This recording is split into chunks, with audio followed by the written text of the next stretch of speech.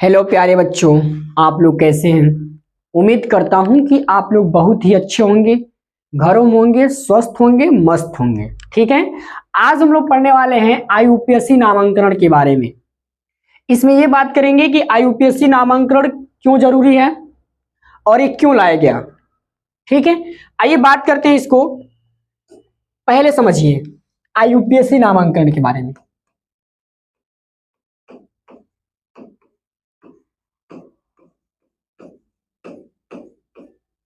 आईयूपीएससी नामांकन, इसमें देखिए क्या हुआ, दो चीजें। पहला क्या, आपका इतिहास जानना है, इसका स्टोरी जानना है, और दूसरा हमें जानना है कि जरूरी क्यों हुआ, ये क्यों आवश्यकता पड़ा इसका। ये चीजें, दोनों चीजें के बारे में हम लोग को समझना है। दिख रहा है अच्छे से। अब देखिए जरूरी क्यों सब हुआ, इसके लिए हम यहां पे आपको जैसे देखिए आईयूपीएससी नामांकन इसलिए जरूरी हुआ।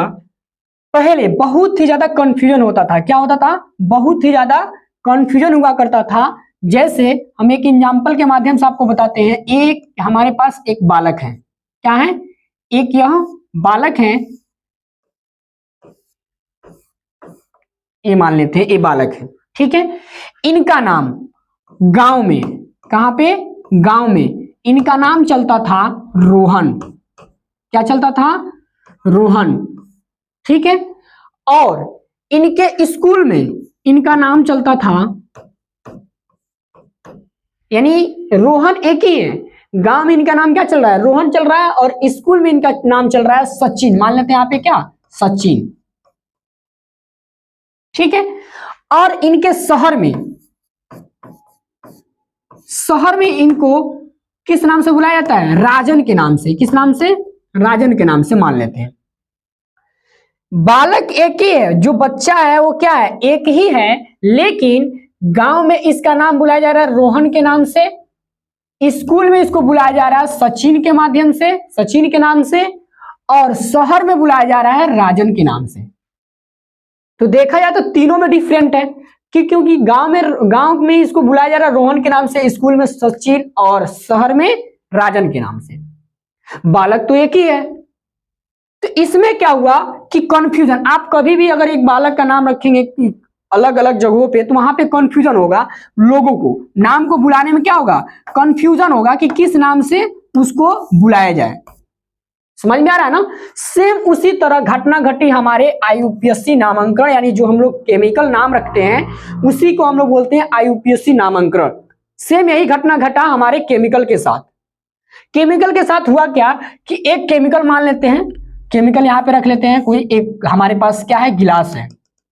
इस गिलास में हम रखे हैं क्या, मेथेनोइक एसिड। क्या रखे हैं? Methanoic acid. ठीक है, हमारे एक गिलास में क्या रखे हैं, मेथनोइक एसिड रखे हैं। अब अगर इसको देखें तो इसका इंडिया में, यानी हमारे भारत में, इंडिया, इंडिया नहीं, इंडिया में इसको बुलाया जाता था एसिटिक एसिड के नाम से। बुलाया नहीं जाता था, मतलब इसको जाना जाता था। जो हमारा मेथनोइक एसिड है इसको किस नाम से हमारे देश में किस नाम से बुलाया जाता था? Acetic acid. Acetic acid. देखिए केमिकल एक ही है, जो हमारा आईयूपीएससी नामांकन के माध्यम से जो जुड़ा है वो क्या जुड़ा है, मेथनोइक एसिड। और पहले हम बता रहे हैं यहाँ पे 1919 ईस्वी के पहले की बात बता रहे हैं, जब आईयूपीएससी नामांकन नहीं आया था। उसके पहले कैसे हुआ था ये, तो उसके पहले क्या हुआ था, इंडिया में, यानी मेथनोइक एसिड को इंडिया में हम लोग बुलाते थे किसके नाम से, एसिटिक एसिड के नाम से बुलाते थे। और जब जर्मनी में देखेंगे तो जर्मनी देश में इसको, जर्मन देश में इसी को, यानी इसी केमिकल को बुलाया जाता था एसोसोगोरिस। किस नाम से, सॉरी यहां पे ई रहेगा,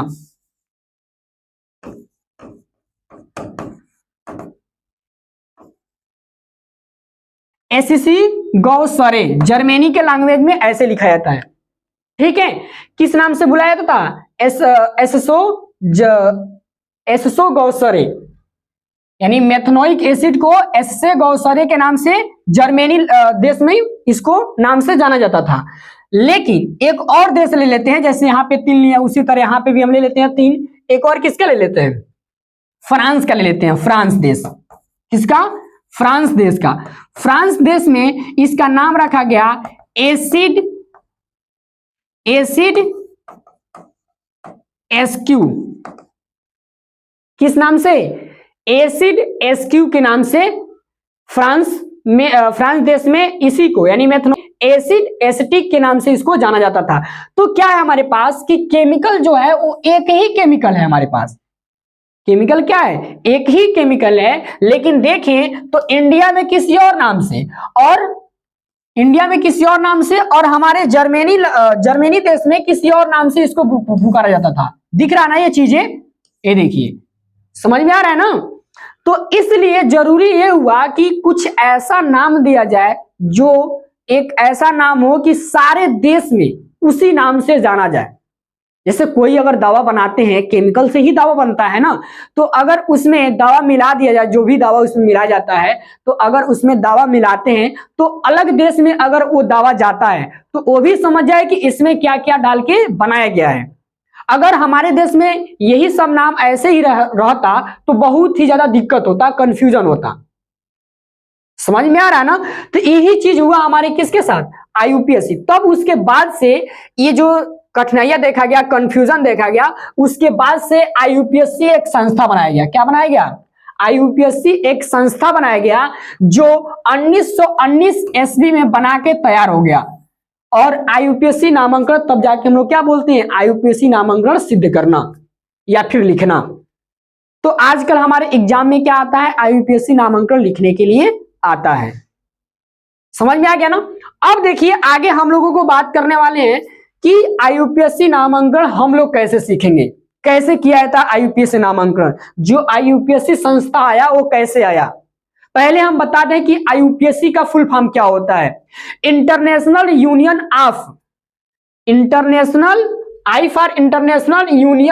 of pure and acid applied chemistry. इसका पूरा नाम क्या हो जाएगा? International union of pure and applied chemistry, इसका पूरा नाम होगा।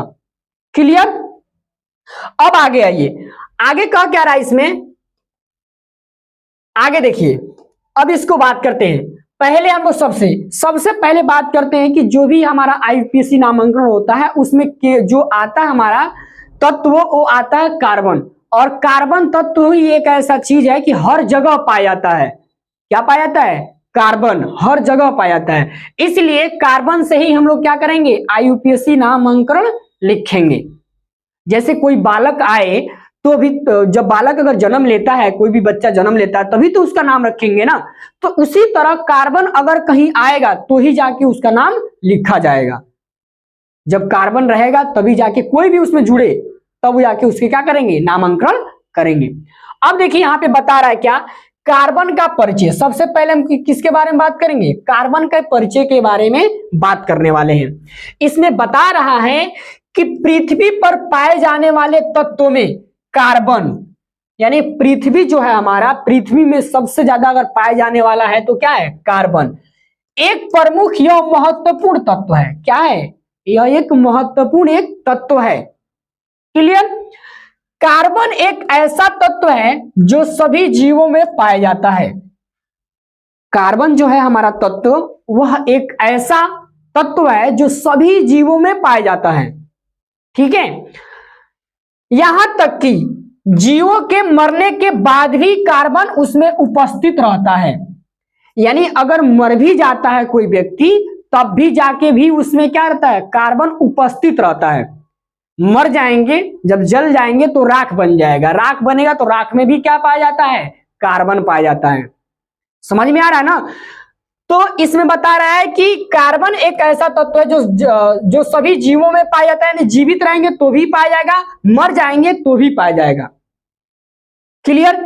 इससे एक गाना याद आता है, आप लोग सुने जरूर होंगे कि मरते भी लकड़ी, जीते जी लकड़ी, मरते भी लकड़ी, देख तमाशा लकड़ी का। सेम उसी तरह यहां भी यही है कि जीते जी कार्बन, मरते भी कार्बन, देख तमाशा कार्बन का। समझ में आ गया ना। अब देखिए यहां पे मरने के बाद भी कार्बन उसमें उपस्थित होते हैं, जैसे कोयला, मरने के बाद अगर जलाया जाता है तो कोयला ही बनता है ना, तो कोयला, पेट्रोल तथा पेट्रोलियम उत्पाद कार्बन से बने होते हैं। कोयला हो गया, पेट्रोल हो गया, या फिर पेट्रोलियम उत्पाद जितने भी चीज बनते हैं उसमें क्या उपस्थित होते हैं, कार्बन उपस्थित होते हैं। क्लियर, यहां तक समझ में आ गया ना। आगे आते हैं और आगे देखते हैं क्या दे रखा है। यहां पे देखेंगे तो बता रहा है कार्बन के ही बारे में अभी बता रहा है। किसके बारे में बता रहा है, कार्बन के ही बारे में अभी बता रहा है। बता क्या रहा है कि जो हमारा कार्बन है, क्या है, हमारा जो कार्बन है, कार्बन का संकेत, अगर कार्बन को पहचानना होगा तो आप लोग उसमें 9th में जरूर पढ़े होंगे संकेत के बारे में, क्यों संकेत रखा गया इसके बारे में आप 9th में पढ़े होंगे। नहीं पढ़े होंगे तो हमारे इस चैनल पे वीडियो डाला गया उसका, वहां से जाके आप पढ़ सकते हैं। ठीक है, तो जो हमारा संकेत है, संकेत किससे तुलना किया गया, सी से। किससे, सी से।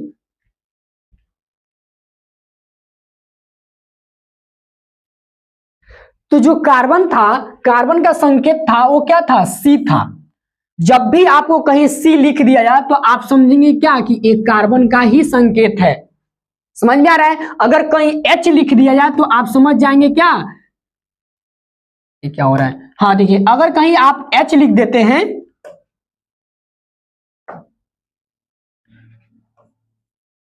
ओ मधुमक्खी बैठ गई है।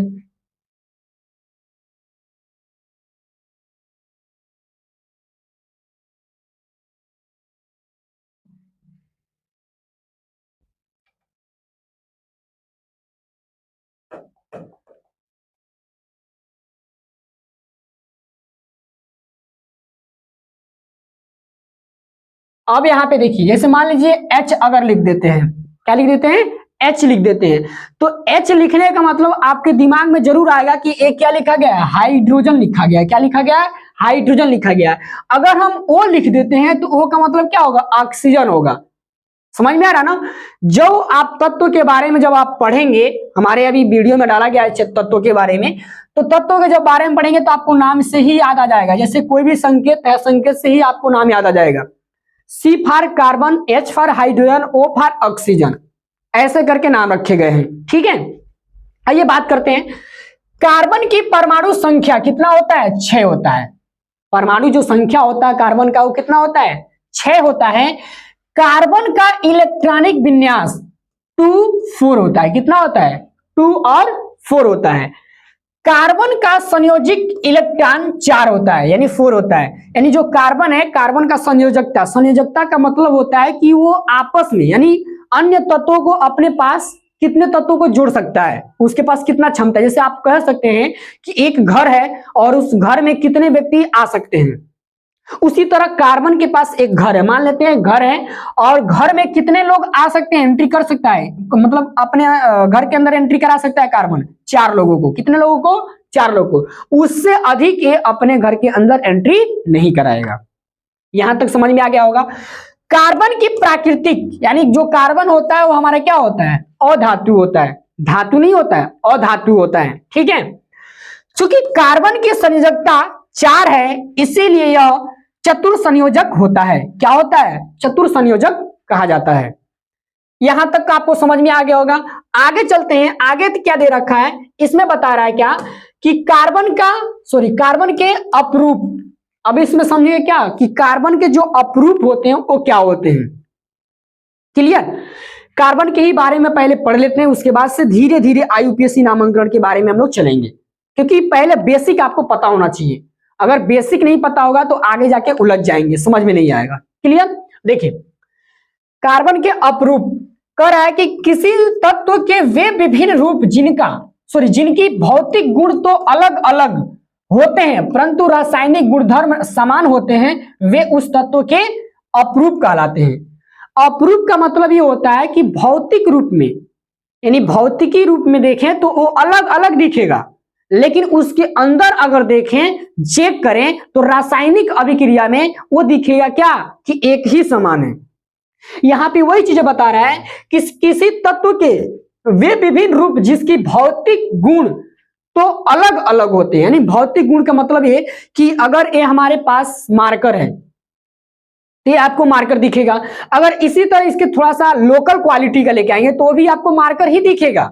ऐसा नहीं है कि मार्कर नहीं दिखेगा, मार्कर ही दिखेगा, लेकिन वो अलग है भौतिक रूप से। उसको क्या बोलेंगे, उसका नाम अगर कोई दे दिया, कोई और कंपनी दे दिया तो उसका नाम दूसरे नाम से पुकारा जाएगा, लेकिन उसका बेसिक जो नाम रहेगा क्या रहेगा, मार्कर ही रहेगा। क्लियर। उसी तरह आप भौतिक गुण से अलग अलग होते हैं परंतु रासायनिक गुणधर्म समान होते हैं, वे उस तत्व के अपरूप कहलाते हैं। जैसे मान लीजिए कि एक बच्चा है, यहां पे एक बच्चा है और यहां पे भी एक बच्चा है, ठीक है, दो बच्चे। ये थोड़ा सा क्या है, हम इसको थोड़ा सा गोरा कर देते हैं व्हाइट से। ये मान लीजिए थोड़ा सा गोरा है, ठीक है, ये गोरा कलर का है मानना है, ठीक है। और यहां पे हम इसको कर देते हैं ब्लैक कलर में, ये थोड़ा सा काला है, क्या है, काला है, दिख रहा होगा आपको।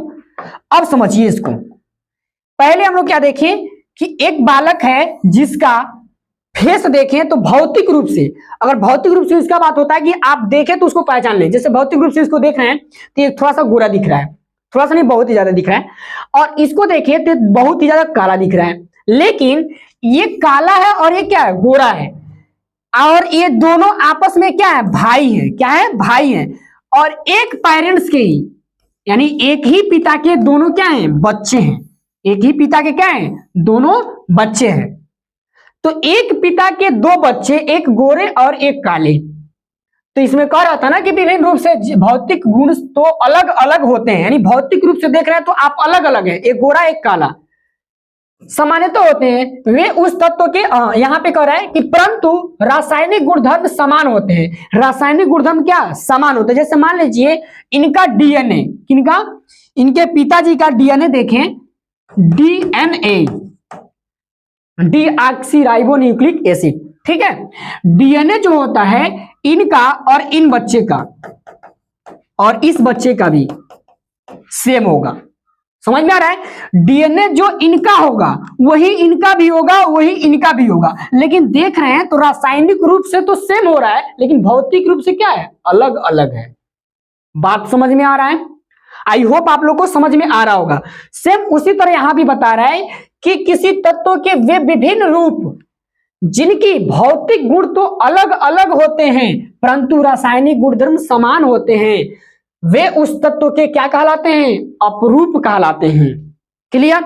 फिर नीचे बता रहा है कि कार्बन के 3 अपरूप जो अच्छी तरह ज्ञात है। अब देखिए यहां बता रहा है जो कार्बन है हमारा, वो कार्बन का 3 अपरूप क्या है, अच्छी तरह ज्ञात है। वो क्या है, वे हैं ग्रेफाइट, हीरा तथा फ्लोरीन। अब देखिए जो आपका ग्रेफाइट हो, जैसे पेंसिल चलाते हैं हम, पेंसिल के अंदर जो नोकीला भाग होता है जिससे लिखा जाता है वो किससे बना होता है, ग्रेफाइट से ही बना होता है। किससे बना होता है, ग्रेफाइट से। हीरा हो गया, हीरा तो आप लोग जानते ही होंगे, चमकता रहता है। फ्लोरीन हो गया। ये तीनों पदार्थ यानी तीनों जो तत्व हैं या फिर तीनों पदार्थ कह सकते हैं, ये जो तीनों आपको दिख रहे हैं पदार्थ, ये भौतिक रूप से यानी भौतिक रूप से इसको देखेंगे तो पेंसिल में होता तो इसको ग्रेफाइट, हीरा को अलग कहेंगे, फ्लोरीन को अलग कहेंगे। लेकिन अगर देखा जाए रासायनिक के माध्यम से तो इसमें भी कार्बन पाया जाता है, इसमें भी कार्बन पाया जाता है। थोड़ा सा एक सेकेंड, एक इधर चला गया, ये वाला था ना, हाँ देखिए इसमें भी कार्बन पाया जाता है और इसमें भी कार्बन, नहीं ये वाला नहीं था ना, थोड़ा सा, हाँ इसमें भी कार्बन पाया जाता है और इसमें भी कार्बन पाया जाता है, फिर इसमें भी कार्बन पाया जाता है। यानी रासायनिक गुणधर्म देख रहे हैं तो सेम है, कोई अंतर नहीं है, लेकिन भौतिक रूप से देख रहे हैं यानी भौतिक गुणधर्म से देख रहे हैं तो इसका जो है प्रारूप ये अलग अलग दिख रहा है। बात समझ में आ रहा है। फिर आगे आते हैं, आगे बता रहा है इसमें क्या रहा है। अब देखिए इसमें, हाँ अब देखिए रासायनिक आबंध, अब किसके बारे में पढ़ने वाले हैं, रासायनिक आबंध। यहां पे ले लेते हैं, ठीक है। देखिए किसके बारे में, रासायनिक आबंध के बारे में अब पढ़ेंगे। अब देखिए इसमें कह रहा है किसी यौगिक में तत्वों के परमाणुओं के बीच लगने वाले बल से बनने वाले बंध रासायनिक आबंध कहते हैं या फिर कहलाते हैं। क्या बता रहा है कि किसी यौगिक, यौगिक का मतलब आप समझ रहे होंगे कि ये हमारा, जैसे मान लीजिए यहां पे क्यों ऐसे कर रहा है, मान जाओ, बहुत बदमाश है ये।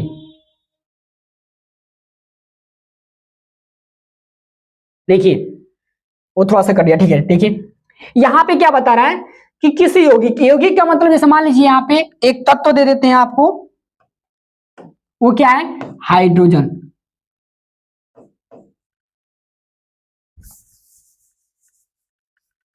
यहां पे हाइड्रोजन, ठीक है।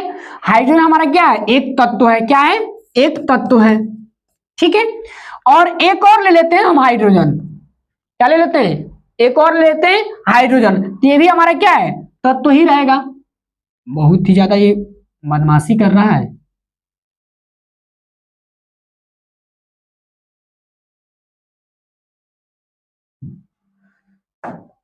देखिए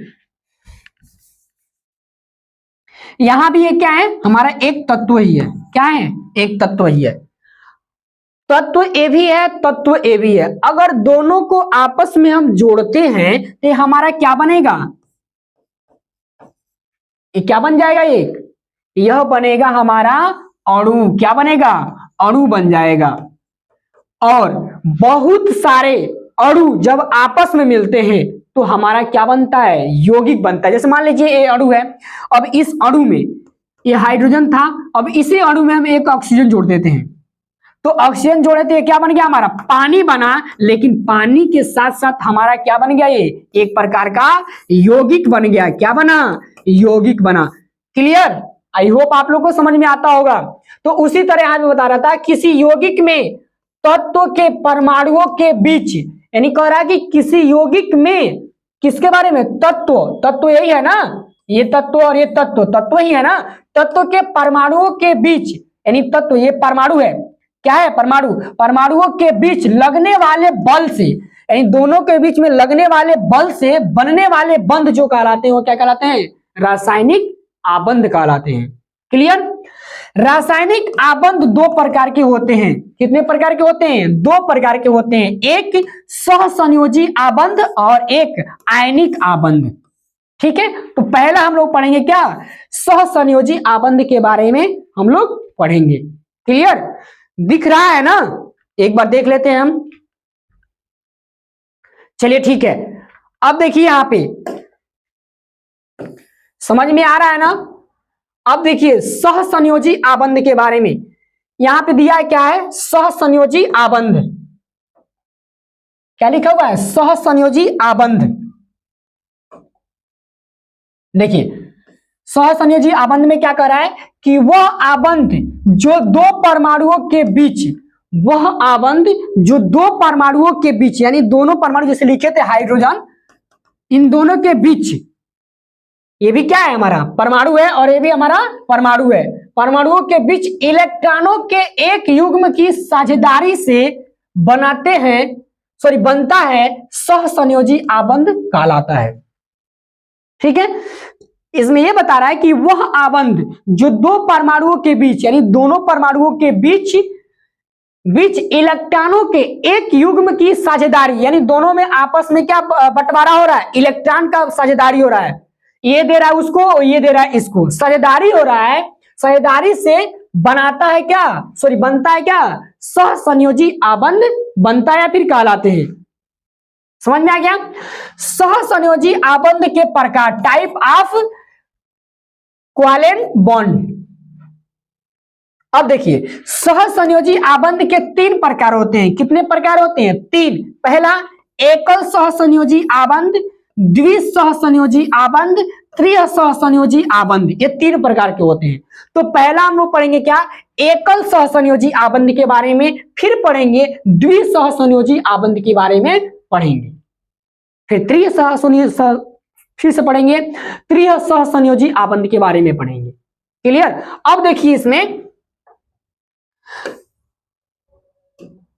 एकल सहसंयोजी आबंध, यहां पे क्या दे रहा है, एकल सहसंयोजी आबंध दिख रहा है ना।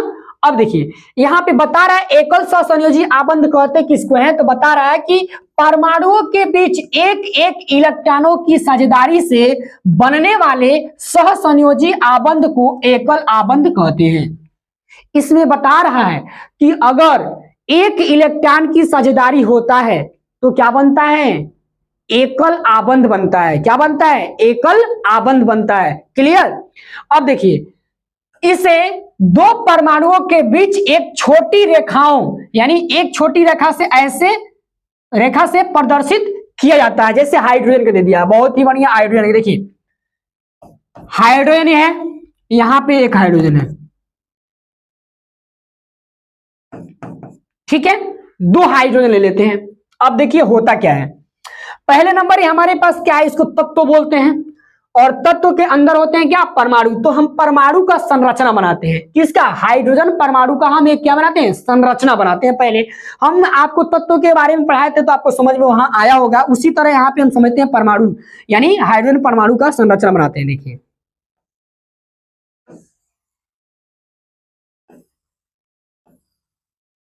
क्लियर।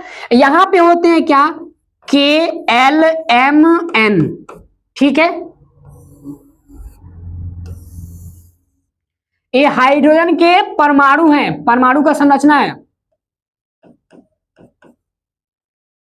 संरचना क्या है, हाइड्रोजन परमाणु का संरचना ये बना रहे हैं, ठीक है। KLMN ये हमारे क्या होते हैं, कोष होते हैं। क्या होते हैं, कोष, यहां पे लिख दे रहे हैं कोष, आपको पढ़ाए थे एक बार और बता दे रहे हैं। कोष, कोष कौन कौन से होते हैं, KLMN ये हमारे क्या होते हैं, कोष होते हैं। और कोष के ही अंदर पाए जाते हैं उपकोष। क्या पाए जाते हैं, उपकोष पाए जाते हैं। उसको नाम से हम लोग किसके पुकारते हैं, जैसे S, यहां होगा SP, यहां होगा SPD और यहां होगा SP। अच्छा थोड़ा सा हम कलर चेंज कर देते हैं तो बहुत ही आसान रहेगा। देखिए जैसे यहां पे कलर चेंज कर देते हैं, ये ले लेते हैं। देखिए यहां पे S, SP, SPD, SPDF, ये जो भी चीज लिखे हैं ये हमारे क्या है, उपकोष हैं। क्या है, उपकोष हैं। उपकोष कितने होते हैं, तो यहां पे उपकोष मात्र 4 होते हैं, S, P, D और F। उपकोष कितने होते हैं, S, P, D, F। Clear, ये आपको पढ़ा चुके थे। ये हाइड्रोजन का एक संरचना बनाए हैं, अगर इसका इलेक्ट्रॉन देखें तो इसका इलेक्ट्रॉन बस यही पे घूमेगा, एक ही घूमेगा ना, क्योंकि हाइड्रोजन का परमाणु संख्या कितना होता है, यहां पे समझिए, हाइड्रोजन का परमाणु संख्या 1 होता है। कितना होता है, 1 होता है। जब 1 होता है तो हमारा जो S वाला यानी S, ये जो है S उपकोष, इसमें इलेक्ट्रॉन 2 जब भरा जाता है तो S उपकोष जो होता है इलेक्ट्रॉन पूरी तरीके से भर जाता है, लेकिन यहां पे 1 के वजह से ये नहीं भर पा रहा है। समझ में आ रहा है, यहां पे S में 1 इलेक्ट्रॉन भर रहा है तो इसलिए पूरा नहीं हो पा रहा है, 1 की कमी हो रहा है। किसका कमी हो रहा है, 1 इलेक्ट्रॉन की कमी हो रहा है, तो ये साझेदारी करेंगे। क्या करेंगे, साझेदारी करेंगे, आपस में बंटवारा करेंगे। मान लीजिए इसके पास 1 इलेक्ट्रॉन है और इसके पास भी क्या है, 1 ही इलेक्ट्रॉन है। समझ में आ रहा है, इसके पास 1 इलेक्ट्रॉन है और इसके पास भी 1 ही इलेक्ट्रॉन है। तो होता क्या है इसमें कि ये कहेगा कि मुझे तो 2 चाहिए, तभी तो पूरा हो पाएगा ना। तो इसके लिए दोनों क्या करते हैं आपस में, ध्यान समझिएगा, हाइड्रोजन कहेगा इससे कि तुम भाई मुझे 1 इलेक्ट्रॉन दे दो, ठीक है, तो ये कहता है ठीक है तुम ले लो। अब इसको इलेक्ट्रॉन ए दे दिया, इसका तो पूरी तरीके से इलेक्ट्रॉन पूरा हो गए ना, इसके 2 चाहिए तो 2 पूरा हो गया। अब ये कहता है कि भाई मुझे भी तो 2 इलेक्ट्रॉन चाहिए, मैं भी तो खाली हो गया। अब ए मांगेगा इससे, तो ये कहेगा ठीक है तुम भी ले लो।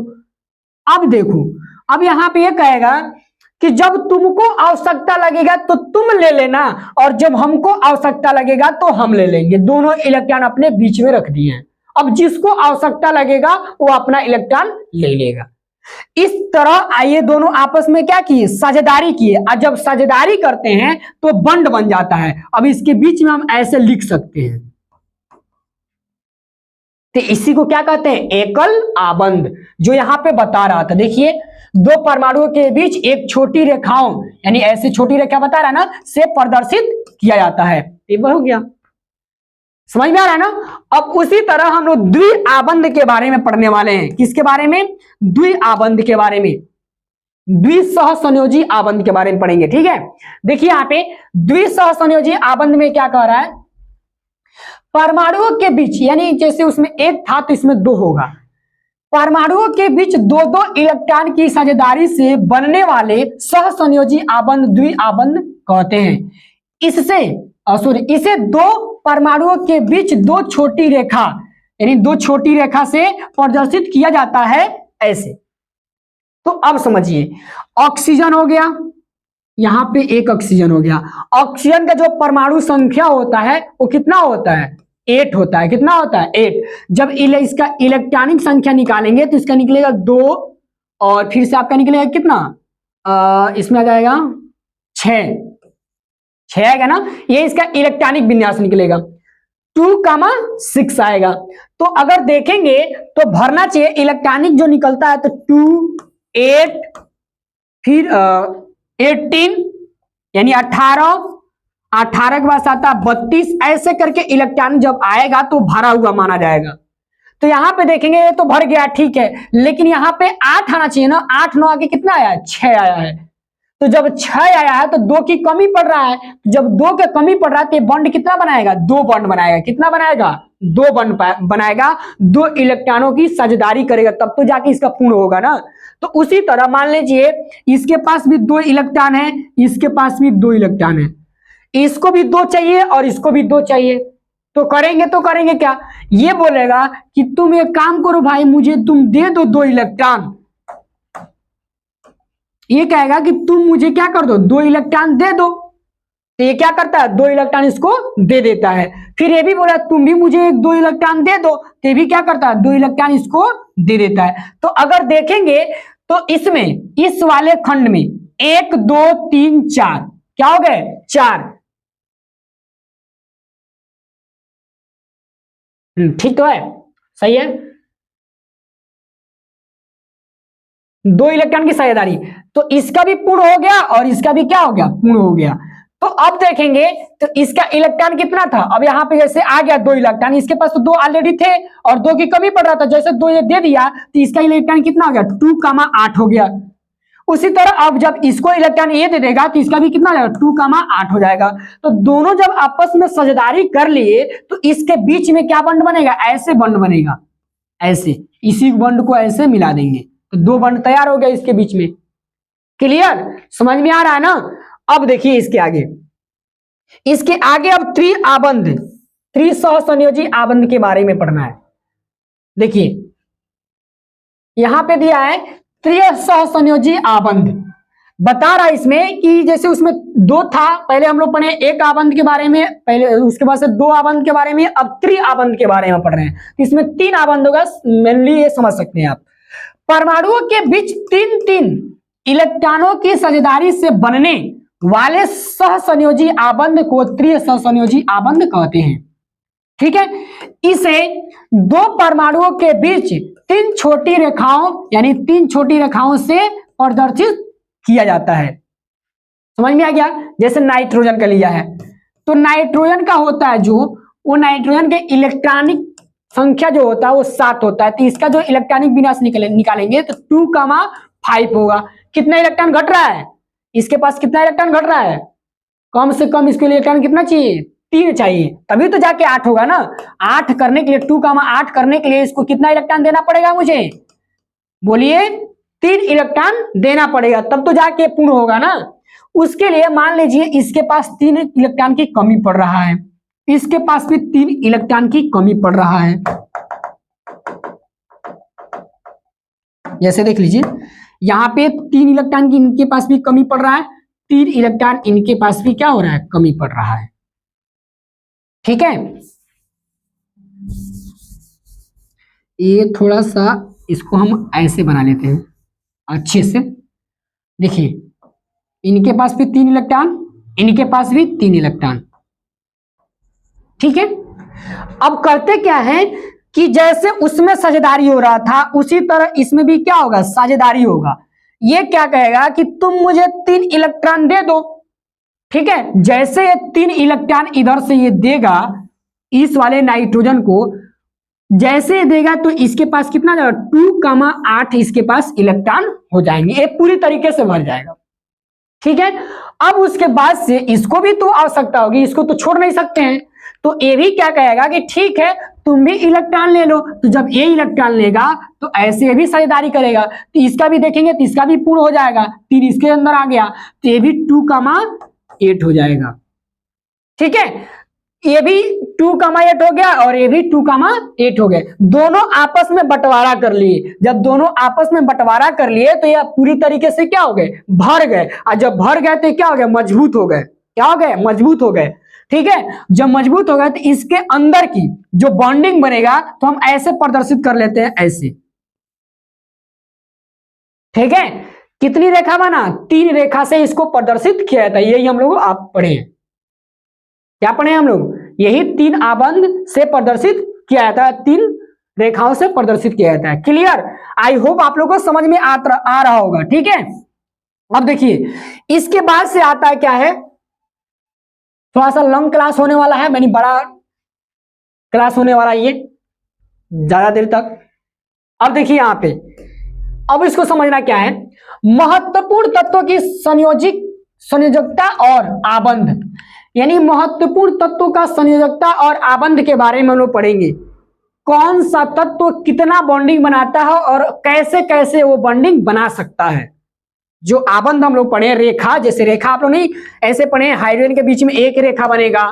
ठीक है, उसके बाद से ऑक्सीजन के बीच में ऐसे 2 रेखा बनेगा, नाइट्रोजन के बीच में 3 बनेगा, तो रहेगा तब तो बनेगा ना।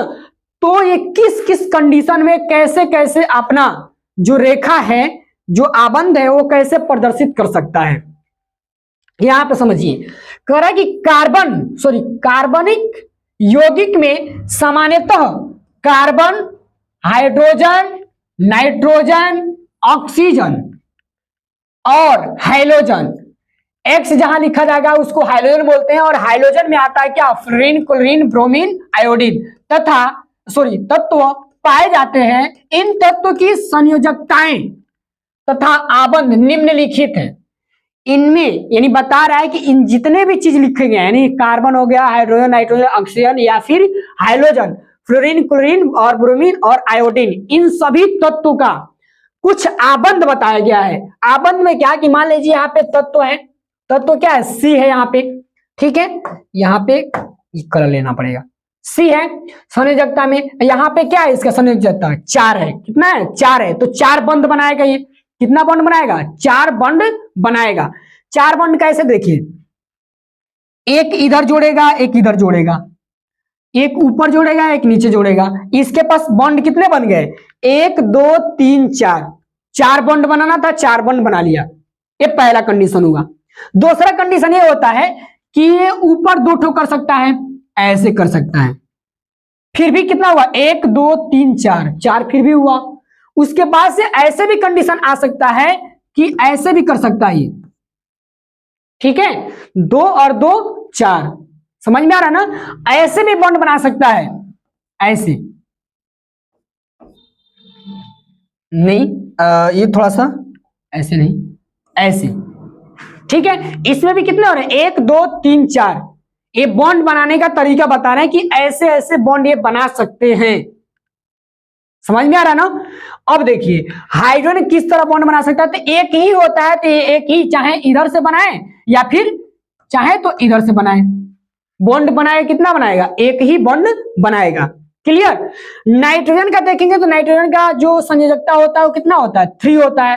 तो ये जो बनाएगा वो पहले इधर से भी बना सकता है, 3 ऐसे करके, ठीक है, या फिर ऐसे भी करके बना सकता है, समझ में आ रहा ना, या फिर ऐसे भी करके बना सकता है। ये बॉन्ड बनाने का तरीका बता रहा है कि किस किस आकार में और कैसे कैसे बॉन्ड बना सकते हैं। फिर आते हैं ऑक्सीजन के बारे में। तो ऑक्सीजन में दो क्या होते हैं, संयोजकता होते हैं। तो ये ऐसे भी बना सकता है, ठीक है, और एक ऐसे भी बना सकता है। समझ में आ गया ना, तो कंफ्यूजन नहीं होना है। और फिर देखेंगे ये हाइड्रोजन का, तो फ्लोरीन, क्लोरीन और ब्रोमीन और आयोडीन। आयोडीन का कितना होता है, ये सब चीज यानी हाइड्रोजन के जितने भी तत्व होते हैं वो कितने होते हैं संयोजकता, इसका एक होता है। तो एक होता है, तो जैसे हाइड्रोजन का होता है सेम उसी तरह इसका भी होगा। क्लियर, समझ में आ रहा ना। ये सारे चीज आप नोट करते रहिएगा कॉपी में। अगर एक चीज आप गड़बड़ किए तो आप मतलब आईयूपीएससी नामांकन में उसका नामांकन नहीं कर पाएंगे, बहुत ही ज्यादा दिक्कत आने वाला है। ये बेसिक है, अगर ये समझ लेते हैं तो आप आईयूपीएससी नामांकन कर ले जाएंगे, बहुत ही ज्यादा आसान लगेगा। ठीक है, जैसे आप लोग नाम लिखते हैं, किसी भी व्यक्ति का नाम लिखते हैं तो उसमें क्या जरूरी होता है, बेसिक चीज क से लेके मानी 12 खड़ी याद होना चाहिए और उसका 12 खड़ी का इंग्लिश याद होना चाहिए, तब तो जाके आप नाम लिख पाते हैं ना। उसी तरह आप अगर इन चीजों को याद रखेंगे और याद करेंगे तो आप आईयूपीएससी नामांकन आसानी से लिख ले जाएंगे। क्लियर, इतना समझ में आ रहा है। अब आगे आइए, आगे देखते हैं क्या दे रखा है। अब यहां पे देखिए, समझिए। अब देखिए यहां पे बता रहा है हाइड्रोकार्बन, क्या बता रहा है, हाइड्रोकार्बन के बारे में बता रहा है कि हाइड्रोकार्बन कौन कौन से होते हैं और ये क्या क्या चीजें होते हैं। तो देखिए वे सभी कार्बन यौगिक, यहां पे छूट गया है, वे सभी कार्बन यौगिक जो सिर्फ कार्बन और हाइड्रोजन से बने हैं हाइड्रोकार्बन कहलाते हैं।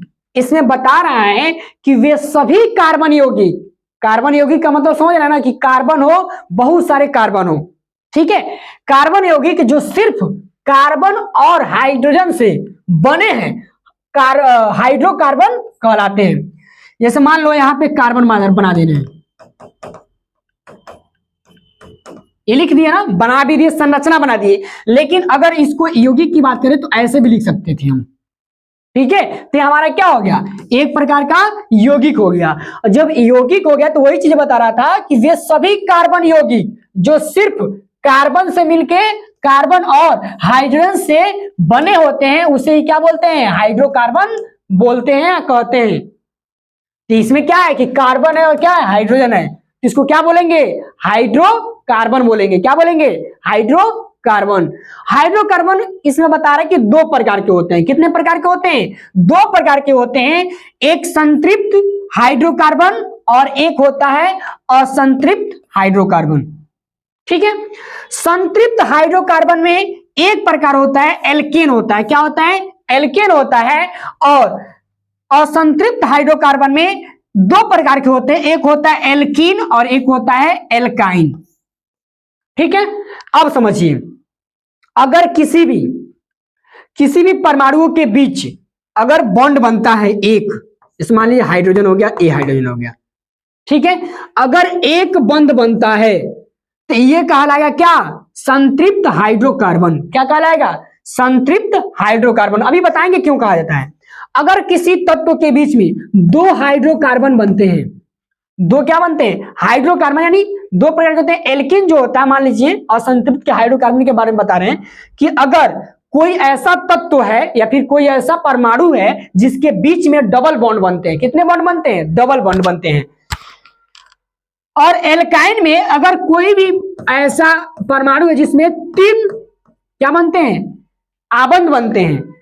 तो अब देखिए इसमें असंतृप्त हाइड्रोकार्बन क्यों हुआ और ये संतृप्त हाइड्रोकार्बन क्यों हुआ। मानिए जैसे हम यहां पे लिख दे रहे हैं, इसको हटा देते हैं, सबसे मेनली इसको हम हटा ही देते हैं, थोड़ा समझने के लिए अच्छे से हम इसको हटा देते हैं, हाइड्रोकार्बन ही बना देते हैं, कैसा रहेगा, ठीक रहेगा ना। अब देखिए यहां पे मान लेते हैं, देखिए यहां पे एक कार्बन है और यहां पे भी एक कार्बन है और यहां पे भी एक कार्बन है, ठीक है। यहां पे H लिख देते हैं क्योंकि हाइड्रोकार्बन बना दे रहे हैं, इसको क्या बना दे रहे हैं, हाइड्रोकार्बन बना दिए ना। अब आप बताइए कि इसमें अगर हम हाइड्रोजन से अभिक्रिया कराते हैं, किससे, हाइड्रोजन से अभिक्रिया कराते हैं, तो क्या इसमें हाइड्रोजन से अभिक्रिया हो पाएगा, कतई नहीं होगा। हाइड्रोजन से अगर अभिक्रिया हम कराते हैं संतृप्त हाइड्रोकार्बन में यानी एल्केन में, तो क्या इसमें हाइड्रोकार्बन की अभिक्रिया होगा? नहीं होगा। आप इसमें कहीं देखिए कि किसको तोड़ के हटा देंगे और किसको जोड़ देंगे, कहीं जोड़ पाएंगे नहीं। आइए उसको भी समझते हैं। सेम उसी तरह इसे मान लीजिए यहां पे इसको इरेज कर देते हैं। यहां पे देखिए, यहां पे भी ले लेते हैं कार्बन, कार्बन, ये भी कार्बन, ये भी कार्बन, ये भी। अब यहाँ पे हाइड्रोजन जोड़ लेते हैं, क्योंकि हाइड्रोकार्बन में क्या होता है, कार्बन प्लस हाइड्रोजन उपस्थित होता है, उसे ही क्या बोलते हैं, हाइड्रोकार्बन बोलते हैं। ये हो गया। एल्केन में क्या होता है, एल्केन में मात्र एक बॉन्ड रहेगा और एल्केन में डबल बॉन्ड रहता है, और एल्काइन में कितने बॉन्ड रहते हैं, 3 बॉन्ड रहते हैं। कितने, 3। सभी के नीचे ही लिख दे रहे हैं। ये देखिए, इसके 2 बॉन्ड और इसके 1 बॉन्ड। संतृप्त हाइड्रोकार्बन इसलिए कहा जाता है क्योंकि इसके पास एक ही बॉन्ड होता है और ये अभिक्रिया नहीं करता, इसलिए क्या होता है, संतृप्त हाइड्रोकार्बन होता है। इसके पास 2, जैसे मान लीजिए इस बीच में हम क्या दे रहे हैं, यहां पे डबल बॉन्ड बना दिए, ठीक है। अब जैसे यहां पे डबल बॉन्ड बनाए तो यहां से हमारा क्या क्या गायब हो जाएगा। अब देखिए यहाँ पे, अब इसको हम थोड़ा सा इरेज कर देते हैं। मान लीजिए कहां, ज्यादा नहीं हो जा रहा है, 1 2 3 4 5। अब 5 तो कार्बन का संयोजकता तो होता नहीं है, 4 ही होता, तो 4 ही बनाना पड़ेगा ना, उसके लिए हमें 1 इरेज करना पड़ेगा। यहां से इसको हटा देते हैं, तो इसके पास कितना हो गया, 1 2 3 4, ये कंप्लीट हो गया। फिर इसको देखेंगे 1 2 3 4, इसको हटा देते हैं, ठीक है। अब देखिए 1 2 3 4, इसका भी कंप्लीट है, 1 2 3 4, इसका भी कंप्लीट है। अब सही है। तो इसमें ये देखेंगे डबल बॉन्ड में कि अगर हम हाइड्रोजन के साथ जब अभिक्रिया कराएंगे तो इसमें अभिक्रिया होगा। कैसे होगा, जैसे हाइड्रोजन से अभिक्रिया कराते हैं तुरंत इसमें आके एक H यहां जुड़ जाएगा और एक H यहां जुड़ जाएगा और ये बॉन्ड क्या होगा, टूट जाएगा। ये बॉन्ड एक यहां से हट जाएगा। समझ में आ गया। जिसमें ऐसा समझ लीजिए आप कि ऐसा हाइड्रोकार्बन जिसमें हाइड्रोजन से अभिक्रिया हो जाता है उसे असंतृप्त हाइड्रोकार्बन कहते हैं, और जिसमें हाइड्रोकार्बन जिसमें अभिक्रिया नहीं होता है उसे क्या बोलेंगे, संतृप्त हाइड्रोकार्बन बोलते हैं। क्लियर, समझ में आ गया ना। उसी तरह जैसे इसमें बनाए हैं उसी तरह इसमें भी अभिक्रिया हो जाएगा। जैसे देख लीजिए यहाँ पे त्रिआबंध बना देते हैं। जब त्रिआबंध बना देंगे तो दोनों चीजें हट जाएंगे, नीचे का भी और हमारे ऊपर का भी हट जाएंगे। देखिए इसका 4 है, इसका देखिए 1 2 3 4, इसके भी 4 है, 1 2 3 4, इसका भी 4 है, कंप्लीट है, ठीक है। अब जैसे इसमें हाइड्रोजन से अभिक्रिया कराते हैं, मान लीजिए 3 हाइड्रोजन से अभिक्रिया कराते हैं, तो जैसे 3 हाइड्रोजन या फिर 2 ही से करा देते हैं, यहाँ पे 2 लिख देते हैं, 2 यही हाइड्रोजन से अभिक्रिया कराते हैं, तो इसमें एक आके इस यहाँ पे जुड़ जाएगा हाइड्रोजन और एक यहाँ आके जुड़ जाएगा। जैसे जुड़ेगा तो एक आबंध क्या हो जाएगा, हट जाएगा। और फिर से अगर हाइड्रोजन से अभिक्रिया कराएंगे तो एक आबंध क्या होगा और हमारा हट जाएगा और यहाँ पे H जुड़ जाएगा और यहाँ पे भी H जुड़ जाएगा। तो जिसमें हम क्या बताए हैं कि जिस हाइड्रोकार्बन में हाइड्रोजन से अभिक्रिया होती है उसे बोलते हैं असंतृप्त हाइड्रोकार्बन, और जिस हाइड्रोकार्बन में अगर हाइड्रोजन से अभिक्रिया नहीं होती है उसे क्या बोलेंगे, संतृप्त हाइड्रोकार्बन बोलते हैं। क्लियर, इतना तो आपको समझ में आया होगा, सुनाई दे रहा है ना। चलिए ठीक है, आवाज जा रहा है। अब देखिए थोड़ा सा और बने रहिए। अब यहां पे देखिए हम पहले ही बता चुके हैं कि ये लंबा क्लास होने वाला है। देखिए प्राथमिक अनुलग्न यानी प्राइमरी सफिक्स, जिसको शॉर्ट में बोलते हैं क्या, PS, प्राइमरी सफिक्स के बारे में अब हम लोगों को पढ़ना है। और धीरे धीरे देखिए अब धीरे धीरे हम लोग IUPAC नामांकन पे जा रहे हैं। क्या कर रहे हैं, धीरे धीरे IUPAC नामांकन पे जा रहे हैं। कैसे, देखिए प्राथमिक अनुलग्न के बारे में अब बता रहा है, कह ये रहा है कि वह शब्द जो शब्दमूल और द्वितीय अनुलग्न यानी सेकेंडरी सफिक्स SS के मध्य आता है प्राथमिक अनुलग्न कहलाता है। इसमें यह बता रहा है कि द्वितीय अनुलग्न और प्राथमिक अनुलग्न के जो बीच में आता है वो हमारा क्या कहलाता है, प्राथमिक अनुलग्न कहलाता है, यानी प्राइमरी सफिक्स कहलाता है। यहां पे बता रहा है कि प्राथमिक अनुलग्न बताता है कि कार्बनिक यौगिक संतृप्त यानी सैचुरेटेड है या असंतृप्त यानी अनसैचुरेटेड है। प्राथमिक अनुलग्न पीएस निम्नलिखित 3 प्रकार के होते हैं, यानी जो प्राइमरी हमारे सफिक्स होते हैं वो कितने प्रकार के होते हैं, मेनली 3 प्रकार के होते हैं। वो क्या क्या होते हैं हमारे, एन, इन, आइन, ठीक है। ये होते हैं क्या, 3 प्रकार के, जिसमें एन में आपका एक बॉन्ड बनता है और इन में आपका डबल बॉन्ड बनता है और आइन में आपका 3 बॉन्ड बनता है। जो हम पहले बताएं संतृप्त हाइड्रोकार्बन के बारे में, तो संतृप्त का इंग्लिश होता है सैचुरेटेड। क्या होता है, सैचुरेटेड, यानी ये क्या है, संतृप्त है। ये जो हमारा क्या है, संतृप्त है। ये जो हमारा आइन है ये क्या है, संतृप्त है, क्योंकि एक बॉन्ड बन रहा है। एक बॉन्ड जब बनेंगे तो क्या होंगे, संतृप्त होंगे, और जिसमें डबल बॉन्ड बनेंगे वो क्या होंगे, असंतृप्त होंगे यानी अनसैचुरेटेड होंगे, और जिसमें त्रिआबंध बनेंगे वो भी क्या होगा, अनसैचुरेटेड होगा यानी असंतृप्त हाइड्रोकार्बन होगा। तो हमारा प्राइमरी सफिक्स का होता है, याद रखेंगे। अगर आपको नामांकन करते समय कहीं डबल बॉन्ड दिख जाता है तो वहां पे आपको क्या लगाना है, ENE लगाना है।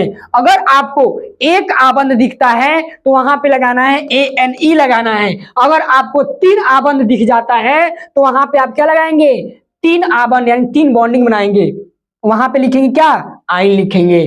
क्लियर, इतना तो क्लियर समझ में आया होगा। अब आगे आते हैं, अब आगे देखिए यहाँ पे एक एक करके पढ़ रहे हैं हम लोग, अच्छे से पढ़ रहे हैं, नामांकन सीख लेंगे हम लोग। अब देखिए इसका फार्मूला क्या होता है, फार्मूला जो होता है वो क्या होता है, अब बेसिक हम लोग सीख रहे हैं, ठीक है। हाइड्रोकार्बन के नामांकन, किसका, हाइड्रोकार्बन का नामांकन। हाइड्रोकार्बन में क्या क्या होते हैं, हाइड्रोजन प्लस हमारे कार्बन, हाइड्रोजन और कार्बन दोनों जब आपस में मिलते हैं तो क्या बोलते हैं, हाइड्रोकार्बन। हाइड्रो का मतलब हाइड्रोजन और कार्बन का मतलब कार्बन। क्लियर, हाइड्रोकार्बन दोनों मिले हुए हैं। तो हाइड्रोकार्बन के नामांकन, जब आपको एक कार्बन दिखेगा, कहीं भी अगर आपको एक कार्बन दिख जाता है तो IUPAC नामांकन जो बनाया गया उसमें बताया गया कि अगर आपको एक कार्बन दिखता है तो उसका नाम बोलेंगे क्या, मेथ नाम रखेंगे। क्या रखेंगे, मेथ नाम रखेंगे। अब दूसरा बता रहा है कि अगर आपको दो कार्बन दिख जाता है, कहीं ऐसे दिख जाता है तो उसका नाम बोलेंगे क्या, इथ बोलेंगे। क्या बोलेंगे, इथ बोलेंगे। अगर आपको 3 कार्बन दिख जाता है तो उसका नाम क्या रखेंगे, प्रोप रखेंगे। क्या रखेंगे, प्रोप। उसी तरह आपका अगर कहीं 4 कार्बन दिख जाते हैं ऐसे, ठीक है, तो क्या रखेंगे, 4 कार्बन के लिए यहां पे क्या बता रहा है, ब्यूट बता रहा है। क्या बता रहा है, ब्यूट। समझ में आ रहा ना। अब ये भी ध्यान रखना होगा कि यहाँ पे बता तो रहे हैं लेकिन ये नाम सही नहीं है, ये तो सही है लेकिन ये नहीं सही है। क्यों, क्योंकि देखिए हम आपके पिछले क्लास में बताए हैं, इसमें आप एक बार इसको देखिए, एक बार आप इसको देखिए, ये देखिए कि जब एक बॉन्ड होगा तो क्या लिखना है, ANE लिखना है, और जब डबल बॉन्ड होगा तो क्या लिखना है, ENE लिखना है। जब 3 आप बॉन्ड होगा तो क्या लिखना है, YNE लिखना है। समझ में आ रहा है ना। तो उसी तरह इसमें भी करना है हमें। जो हमारा ये बॉन्डिंग है जो लिखे हैं कार्बन, तो जैसे एक बॉन्ड है तो यहाँ पे क्या लिखेंगे, ANE लिखेंगे। और ये 3 बॉन्ड है ना, जैसे 3 बॉन्ड तो नहीं है, एक एक बॉन्ड है ना सब में, तो यहाँ पे भी AN लिखेंगे। इसमें भी एक ही बॉन्ड दिख रहा है तो इसमें भी AN लिखेंगे। अभी हम लोग आगे सीखेंगे, ठीक है। पहले समझ लेते हैं, याद कर लेते हैं इसको। जब आपको एक कार्बन दिखेगा तो उसका नाम क्या रहेगा, मेथ रहेगा, जो यहाँ पे दिया हुआ है। अगर डबल कार्बन रहता तो उसका नाम क्या रहेगा, इथ रहेगा। अगर 3 कार्बन दिखता है तो क्या रहेगा, प्रोप रहेगा। क्या रहेगा, प्रोप। 4 कार्बन दिखे तो उसका नाम क्या होगा, ब्यूट होगा। 5 कार्बन दिखे तो उसका नाम क्या होगा, पेंट होगा। 6 कार्बन अगर आपको दिखे तो उसका नाम क्या होगा, हेक्स होगा। 7 कार्बन दिखे तो उसका नाम क्या होगा, हेप्ट होगा। 8 कार्बन दिखे तो उसका नाम क्या होगा, ऑक्ट होगा। 9 कार्बन दिखे तो उसका नाम क्या होगा, नॉन होगा। 10 कार्बन दिखे तो उसका नाम क्या होगा, डेक होगा। ये आपको याद करनी है। चलिए आपको एग्जाम्पल के माध्यम से हम समझाते हैं उसको। देखिए जैसे यहां पे आ जाते हैं और देखिए हम लिखते हैं पहले एक कार्बन के बारे में, एक एक करके पढ़ते हैं। एक कार्बन, एक ही कार्बन है, इसका नाम क्या होगा यहाँ पे मेथ, क्योंकि हम लोग पढ़े यहाँ पे देख लीजिए एक बार, यहाँ पे एक बार देखिए कि हम लोग जो पढ़े हैं उसमें क्या दिया है, हटो जी, हाँ देखिए मेथ है ना, और डबल कार्बन के लिए इथ और ट्रिपल कार्बन के लिए प्रोप। ये आपको याद करना होगा। कैसे याद करना है, देखिए meth, eth, prop, but, pent, hex, hept, oct, non, dec, ऐसे करके आपको याद करना है। जब ये याद हो जाएगा तो समझिए यही आपका क्या है, चाबी है आईयूपीएससी का। आईयूपीएससी का चाबी क्या है, आपके हाइड्रोकार्बन के नामांकन, और उसको याद क्या करना है, एक कार्बन के लिए ऐसे याद कीजिएगा, meth, eth, prop, but, pent, hex, hept, oct, non, dec, ऐसे करके आपको याद करनी है। ठीक है, आइए हम लोग शुरू कर रहे थे कैसे नामांकन करें इसके बारे में। देखिए यहां पे एक कार्बन रहेगा तो इसका नाम क्या रहेगा, मेथ रहेगा, लेकिन अगर डबल कार्बन दे दें तो इसका नाम क्या होगा, डबल कार्बन के लिए एक दो, दो है ना, दो के लिए क्या होगा, इथ, और उसके साथ एक बॉन्ड है ना कार्बन के बीच में, एक ही बॉन्ड दिख रहा है ना, यहाँ पे क्या लिखेंगे, यहाँ पे पहले फार्मूला लिख दे रहे हैं, ANE रहेगा, यानी ए नहीं, ऐसे नहीं, यहाँ पे ऐसे कर देते हैं, एक बॉन्ड रहेगा तो ANE लिखेंगे। ठीक है, अगर डबल बॉन्ड रहता है तो क्या लिखेंगे, ENE लिखेंगे, अगर ट्रिपल बॉन्ड रहता है तो क्या लिखेंगे, YNE लिखेंगे। ये आपका फार्मूला है। ठीक है, और इधर ये भी लिख दे रहे हैं आपको, ये भी याद रहेगा ताकि आप बना सकें। यहां पे यही पे लिख दे रहे हैं, यहां पे। ठीक है, देखिए यहां पे लिख दे रहे हैं meth, eth, prop, but, pent, hex, hept, 1 2 3 4 5 6 7 8, oct, non और डेक का 10। ये आपका क्या है, नाम लिखने का तरीका है। ठीक है, अब देखिए ये क्यों समझा रहे हैं, एक बॉन्ड रहेगा, एक बॉन्ड के लिए क्या नाम लिखेंगे, ANE लिखेंगे। क्या लिखेंगे, ANE। क्लियर। अब देखिए, अब जब अगर ऐसे तीन, 1 2 3 ऐसे करके लिख देते हैं, ठीक है, और इसमें कितना कार्बन लिखे, 1 2 3 4, 4 लिखे हैं ना, तो 4 कार्बन के लिए हमारा नाम क्या होगा, ब्यूट होगा। क्या होगा, ब्यूट होगा। यहां पे देखेंगे 4 कार्बन के लिए क्या होगा, ब्यूट। 1 2 3 4, 4 है तो हम यहाँ पे क्या लिखेंगे, BUT। और कार्बन के बीच में कितना बॉन्ड है, एक ही बॉन्ड दिख रहा है ना। अब ऐसा नहीं कि बॉन्ड को ही काउंटिंग करना स्टार्ट कर दिएगा, नहीं, ये गलत होगा। 1 2 3, ऐसे नहीं, 3 बॉन्ड नहीं करना है। किसी कार्बन के बीच में अगर डबल बॉन्ड दिखता है तब जाके हमको क्या करना है, उसको लिखना है। ठीक है, जैसे इसमें एक ही बॉन्ड दिख रहा है तो आप क्या लिखेंगे, एक बॉन्ड के लिए ANE लिखेंगे, ANE लिखेंगे। ठीक है, अगर आपको 3 आ जाता है या फिर ऐसे आ जाता है, ऐसे आ जाता है, तो कितना एक कार्बन लिखा गया, पहले काउंटिंग करेंगे, 1 2 3 4 5 6, कितने कार्बन है, 6 कार्बन है। तो 6 कार्बन को हम क्या बोलते हैं, हेक्स बोलते हैं। क्या बोलते हैं, हेक्स। ठीक है, और इस कार्बन के बीच में कितना कितना बॉन्ड है, एक एक बॉन्ड है। एक एक बॉन्ड के लिए हम क्या लिखेंगे, ANE लिखेंगे, ANE। तो इसको क्या पढ़ेंगे, हेक्सेन। क्या पढ़ेंगे, हेक्सेन। क्लियर, इतना तो बात आपको समझ में आ रहा होगा। अब देखिए ये भी ध्यान रखिए, क्योंकि हम कार्बन ऐसे लिख रहे हैं तो आप ऐसा मत समझिएगा कि ये हाइड्रोकार्बन, इसमें मतलब हाइड्रोकार्बन ये है। अभी हाइड्रोकार्बन ये नहीं लिखा हुआ है, केवल कार्बन का ही प्रतीक बताए हैं। अगर हाइड्रोकार्बन बनाएंगे तो इसमें H जोड़ना पड़ेगा, क्योंकि H जुड़ा रहता है, याद रखेंगे। इसको जोड़ने से नाम नहीं चेंज होगा, ये ध्यान रखिएगा। ये बस समझाने के लिए हम बताए थे। ठीक है, इस सभी में H रहेगा। ठीक है, क्योंकि सबका क्या होना चाहिए, संयोजकता पूरा होना चाहिए। इसका भी H और इसका भी H होना चाहिए। ठीक है, ये ध्यान रखिएगा। अब ये नहीं कि सर ऐसे बता दिए तो हम भी वैसे ही लिख देंगे, नहीं, ये ध्यान रखें, ये सब में क्या रहेगा, हाइड्रोजन उपस्थित रहेगा। समझ में आ रहा है ना? तो ये चीजें आपको समझ में आ रहा होगा। अब हम थोड़ा सा चलते हैं, क्या थोड़ा सा इसको कर लेते हैं छोटा। यहां पे हम इसको छोटा करके यहां पे कर दे रहे हैं। अब समझिएगा,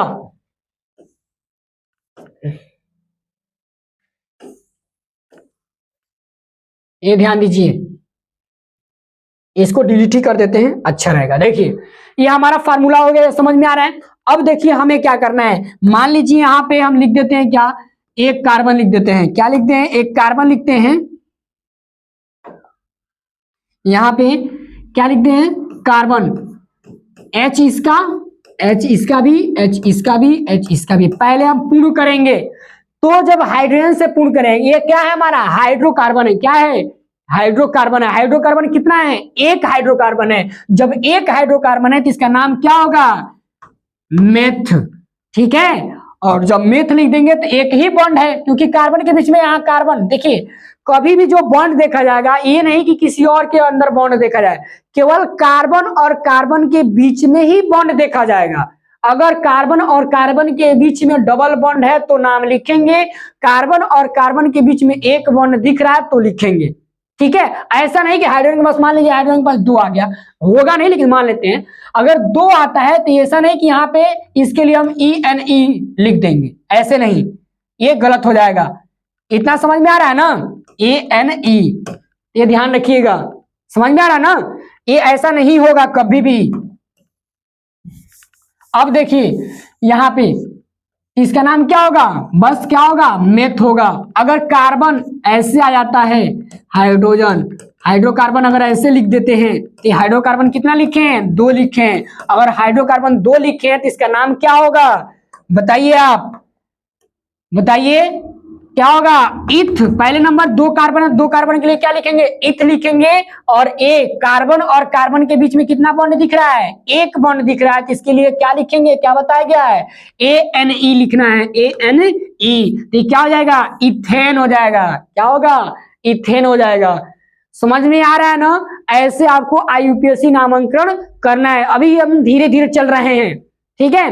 अभी हम लोग बॉन्ड के बारे में सीखेंगे, डबल बॉन्ड, ट्रिपल बॉन्ड। ठीक है, अब देखिए इसी में आपको बता देते हैं कि ये तो आपका हो गया, लेकिन अगर सिचुएशन ऐसा आता है, सिचुएशन कैसा आ सकता है? मान लीजिए कि ये भी कार्बन है और ये भी कार्बन है, और इस कार्बन के अंदर दो बॉन्ड यानी डबल बॉन्ड आता है, तो जैसे डबल बॉन्ड आएगा वैसे एक एक हाइड्रोजन हटेगा ना, तब तो जाके पूरा होगा, नहीं तो पांच पांच हो जाएगा। अब देखिए 1 2 3 4 इसका पूरा हो गया, 1 2 3 4 इसका भी कंप्लीट है, लेकिन बॉन्ड कितना है? दो है।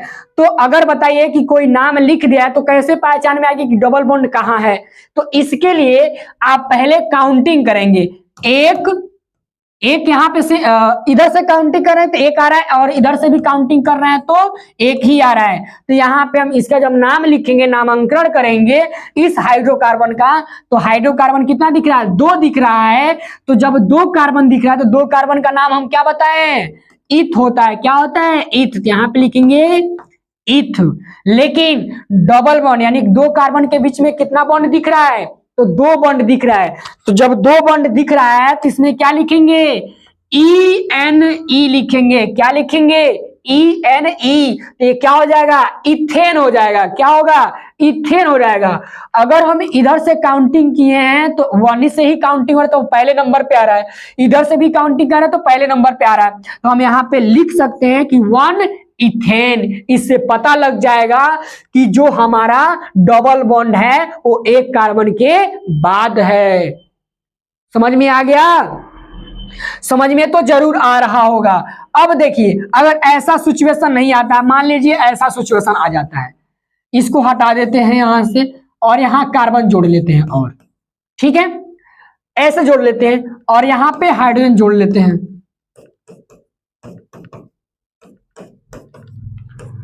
और इस डबल बॉन्ड को हम यहां से हटा देते हैं, यहां पे ऐसे जोड़ लेते हैं, हट गया। तो इसका आप नाम क्या लिखेंगे? जैसे लिखे हैं बताइए, इसका नाम आप क्या लिखेंगे? 1 2 ऐसे काउंटिंग करेंगे ना, ऐसे मान लीजिए 1 2 3 4 5। कितने कार्बन है? 5 है ना। तो जब 5 कार्बन है तो 5 कार्बन की रूल क्या होता है, कैसे लिखा जाता है? 5 कार्बन के लिए यहाँ पे देखिए पेंट, क्या लिखेंगे? पेंट। यहाँ पे लिखेंगे हम पेंट, ठीक है। और इस कार्बन के बीच में डबल बॉन्ड कहीं दिख रहा है? नहीं दिख रहा है, सिंगल बॉन्ड दिख रहा है। क्या दिख रहा है? Single bond. जब सिंगल बॉन्ड दिख रहा है तो हम क्या करेंगे? यहाँ पे ANE लिखेंगे। क्या लिखेंगे? ANE। तो क्या हो जाएगा? पेंटेन। क्या होगा? पेंटेन हो जाएगा। आवाज जा रहा है ना? ऐसा तो नहीं आवाज बंद हो गया? चलिए ठीक है, आवाज जा रहा है। अब देखिए पेंटेन हो गया। अब हमें अगर ऐसा सिचुएशन नहीं आता है, मान लीजिए ऐसा सिचुएशन नहीं आया, सिचुएशन क्या आता है कि यहां पे आ गया डबल बॉन्ड, और जैसे डबल बॉन्ड आता है तो आपको पता है कि यहां पे अगर काउंटिंग कर रहे हैं आप डबल बॉन्ड देने के बाद 1 2 3 4 5 5 हो जाए तो एक को हटाना पड़ेगा। एक हाइड्रोजन को हमें क्या करना पड़ेगा? हाइड्रोजन को हटाना पड़ेगा। अब जाके ये हमारा हाइड्रोकार्बन बना हुआ है। तो कितने कार्बन है? 5 है। तो 5 जब है तो 5 का पेंट ही लिखेंगे, पेंट। क्लियर? पेंट लिख दिए। अब हमें करना क्या है कि देखना है कि बॉन्ड इसमें तो है एक जगह, और वो कहाँ है? यहाँ पे है। तो जब डबल बॉन्ड आपको दिख जाए तो पहले नंबर लिख नहीं देना उसी तरह, ऐसे लिख दे कि हाँ डबल बॉन्ड है तो ENE लिख दे, हो गया। नहीं, ऐसे अगर लिखेंगे तो कैसे पता चलेगा कि कितने कार्बन के बाद डबल बॉन्ड था? तो दिक्कत होगा ना। तो IUPAC नामांकन करने के लिए उसका नियम ये बताया गया कि जब आपको कहीं डबल बॉन्ड दिखता है तो पहले सबसे पहले काउंटिंग करना है। तो काउंटिंग किया तो 1 2 3, तीसरे नंबर पे डबल बॉन्ड दिख रहा है। और फिर इधर से देखेंगे तो 1 2, दूसरे नंबर पे क्या दिख रहा है हमारा? कि डबल बॉन्ड है। तो जो IUPAC नामांकन का जो स्थापना हुआ और उसमें नियम बताया गया, ये बताया गया कि अगर डबल बॉन्ड कहीं दे देता है तो दोनों तरफ से काउंटिंग करना। आपको किधर से? दोनों तरफ से काउंटिंग करना है, और जिधर से पास में कार्बन का डबल बॉन्डिंग पड़े उधर से उसको लिख देना है। तो सबसे पास कौन पड़ रहा है? 1 2 3, तीसरे नंबर पड़ रहा है, लेकिन इधर से काउंटिंग कर 1 2, दूसरे नंबर पे पड़ रहा है। तो जब दूसरे नंबर पड़ रहा है तो यही इसी को लिखेंगे। क्या लिखेंगे? ऐसे लिखेंगे। मान लीजिए यहाँ पे इसको हटा देते हैं पहले, ठीक है। दूसरे नंबर पर पढ़ रहा है ना, तो दूसरे नंबर पे यहाँ पे 2 लिख देंगे, और 2 लिखने के बाद तब लिखेंगे ENE, क्योंकि डबल बॉन्ड के लिए क्या बताया है? ENE लिखना है आपको। समझ में आ गया? तो अब ये क्या हो गया? 2 पेंटेन। क्या हो गया? 2 पेंटेन। इसका नाम क्या होगा? 2 पेंटेन। समझ में आ गया ना? जिधर से डबल बॉन्ड पास पड़े उधर से लिखेंगे, उधर से काउंटिंग करेंगे। इधर से 3 हो रहा था तो ज्यादा हो रहा था, इधर से 2 हो रहा था कम ही उसे लिखना ना, तो उधर से हम कम लिखे। समझ में आ गया? अगर जैसे मान लीजिए इधर से नहीं, इसको हटा देते हैं, इसको हम ऐसे हटा देते हैं। अब समझिए अगर 3 बॉन्ड आ जाता, 3 बॉन्ड, जैसे यहाँ पे एक और बॉन्ड आ जाता, जैसे एक और बॉन्ड आएगा तो हाइड्रोजन क्या होंगे? यहां से गायब हो जाएंगे। क्यों गायब होंगे? क्योंकि संयोजकता 4 ही चाहिए, 4 ही होता है कार्बन का। 1 2 3 4 कंप्लीट, 1 2 3 4 इसका भी कंप्लीट, ज्यादा तो चाहिए नहीं, ठीक है। अब देखिए 5 कार्बन है तो 5 की क्या लिखेंगे? पेंट। यहां पे देखिए वही चीज दिया, पेंट, ठीक है। अब उसके बाद से जब पेंट लिख दिए तो हमारे पास समस्या ये आता है कि यहाँ पे 3 बॉन्ड है, यानी 3 बॉन्ड दिया है। तो बॉन्ड देख रहे हैं 3 बॉन्ड दिया है, तो इधर से काउंटिंग करें तीसरे नंबर पे आ रहा है, इधर से काउंटिंग करें दूसरे नंबर पे आ रहा है। तो जो पास पड़े उधर से ही क्या करेंगे? लिखेंगे। तो 2 पेंट लिख दिए। कितना बॉन्ड दिया है? तो 3 बॉन्ड दिया है। तो 3 बॉन्ड के लिए क्या हम बताए हैं? YNE। तो YNE पेंटीन। क्या लिखेंगे? क्या बोलेंगे? पेंटीन। आ रहा है समझ में? क्लियर? हाँ, इसको क्या बोलेंगे? 2 पेंटाइन। क्या बोलेंगे? 2 पेंटाइन। समझ में आ गया ना? अब देखिए, अब इसके आगे चलते हैं, आगे चलते हैं और आगे देखते हैं। कभी कल समस्या ऐसा आपको क्रिएट होगा, ऐसे जैसे मान लीजिए इसको हटा देते हैं या फिर इसको छोटा ही कर देते हैं। ये समस्या क्रिएट करेगा, इसको छोटा ही कर देते हैं, यहां कर देते हैं, ठीक है। अब समझिए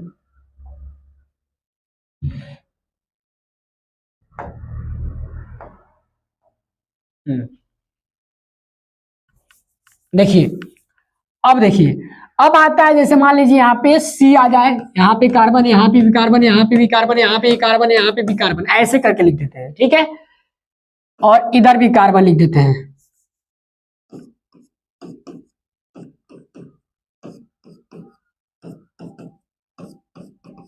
सबका संयोजकता पूरा होना चाहिए, ये ध्यान रहे।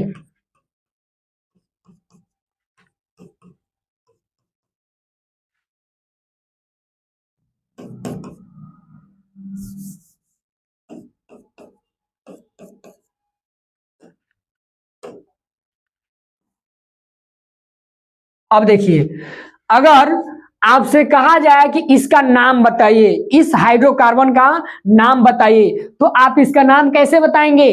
पहले काउंटिंग करना है हमें, सबसे पहले नंबर क्या करना है? काउंटिंग करना है। 1 2 3 4 5 6 7। कितना कार्बन दिख रहा है? 7 दिख रहा है। और फिर से इधर से काउंटिंग करेंगे, और ये भी ध्यान रखना है कि बॉन्ड पहले नंबर देखना है। सबसे पहले अगर कुछ करना है तो आपको पहले बॉन्ड देखना है। क्या देखना है? बॉन्ड देखना है। तो बॉन्ड देखेंगे तो कितने नंबर पे आ रहा है? 6वें नंबर पे बॉन्ड है। कितने नंबर पे है? 6वें नंबर पे है। इधर से पहले काउंटिंग करके देखेंगे किधर से पास पड़ रहा है। ठीक है, तो देखें तो हमारा इधर से पहले नंबर पे पड़ रहा है। क्या पड़ रहा है? पहले नंबर पे हमारा डबल बॉन्ड पड़ रहा है, और इधर से 6वें नंबर पे बॉन्ड पड़ रहा है, डबल पड़ रहा है ना। तो हम उधर से लिखेंगे, क्या लिखेंगे? 1 और 7 का क्या लिखते हैं हम? 7 का हेप्ट। क्या लिखेंगे? हेप्ट। और डबल बॉन्ड के लिए क्या लिखेंगे? ENE। तो क्या हो जाएगा? 1 हेप्टेन। क्या हो जाएगा? 1 हेप्टेन। कर ले जाएंगे ना। तो आपके लिए हम वर्क दे देते हैं यहाँ पे, आप अभी कॉपी में सॉल्व कीजिए, देखिए कर पा रहे हैं कि नहीं आप। एक बार देखिए सभी लोग। चलिए हम एक वर्क इस पे बना दे रहे हैं। यहां पे आपको पहले नंबर इसका बनाना है, इसका नामकरण करना है। ठीक है, इसका नाम बताइए, ये आपको करना है। ठीक है, ये अभी तुरंत कीजिए और बताइए क्या है आपका आंसर। ठीक है, अब आगे तो चलिए आगे चलते हैं, अभी बहुत सारा बाकी है। इतना तो समझ में आ गया होगा। अब आगे आइए, आगे क्या कहता है। एक एक चीज के बारे में पढ़ना है आपको। अगर ये समझ लेंगे तो आप परीक्षा में इसको लिख पाएंगे, नहीं तो बहुत ही ज्यादा समस्या होता है। देखिए उसी के बारे में बता रहा है, हम जो चीजें बता दिए, फिर एल्केन के बारे में बता रहा है। L+N, यही बता रहा है ना, जो चीजें हम लोग पढ़ चुके हैं, आईपीएससी नामांकन करते समय बताए हैं ना। L+N, alkane. L+N, alkane. Alkane में हाइड्रोकार्बन के नाम इन्हीं कार्बन की संख्या से निर्धारित होती है, और N बता रहा है हिंदी में क्या? N प्रत्यय लगाकर इनका नामांकन होता है। हम ये पहले ही बता चुके हैं। अगर हिंदी की बात करें तो आप N ऐसे लिखेंगे, और इंग्लिश में लिखना होगा तो आप ऐसे लिखेंगे, ANE लिखेंगे। ठीक है, जैसे मान लीजिए यही बताया ना कि अगर ऐसे बॉन्ड दिख जाए आपको,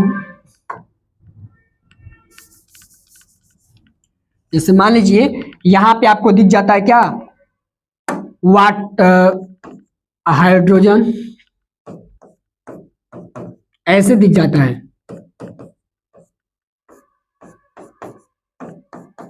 दिख रहा है ना। अब देखिए कि कार्बन कितना है? 2 कार्बन। 2 कार्बन के लिए क्या लिखेंगे? इथ लिखेंगे। लेकिन अगर इसमें एक कार्बन के बॉन्डिंग एक ही दिख रहा है ना, कार्बन के बीच में एक बॉन्ड दिख रहा है, तो एक बॉन्ड के लिए क्या लिखना है? अगर हिंदी में लिखते हैं, जैसे मान लीजिए ए लिखते हैं एथ, एथ हम यहाँ पे लिख देते हैं एथ, यहाँ हिंदी लिख देते एथ। ठीक है, एथ हिंदी में लिख दिए और इंग्लिश में भी इथ लिख दिए। ठीक है, इथ होगा ना, एथ नहीं होगा, सॉरी, इथ होगा यहाँ पे, इथ। ठीक है, और इसको अगर इसमें जोड़ते हैं प्लस करके, तो इसमें जोड़ेंगे क्या? ANE, क्योंकि एक बॉन्ड है। और इसमें अगर हिंदी में लिखेंगे तो क्या जोड़ेंगे? A और N। ठीक है, अब दोनों को लिखेंगे तो इसका हो जाएगा क्या? इथेन, और इसका हो जाएगा क्या? इथेनो, इथेन। समझ में आ रहा है ना।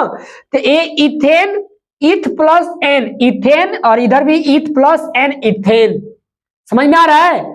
संधि करके जोड़े हैं, देख लीजिए यहां पे, समझ में आ गया? ऐसे करके आपको कर ले जाना है। तो यही एल्केन के बारे में बता रहा था। अब आगे जब आएंगे तो एल्कीन के बारे में पढ़ेंगे, डबल बॉन्ड वाला। डबल बॉन्ड वाले में कह रहा है द्विआबंध वाले हाइड्रोकार्बन यानी अनसैचुरेटेड हाइड्रोकार्बन जिनमें किसी दो कार्बन के परमाणुओं के बीच दोहरा आबंध यानी डबल बॉन्ड होते हैं को एल्कीन कहा जाता है। एल्कीन एल प्लस इन एल्कीन बनता है। जैसे मान लीजिए यहां पे ऐसे करके लिख दिया गया,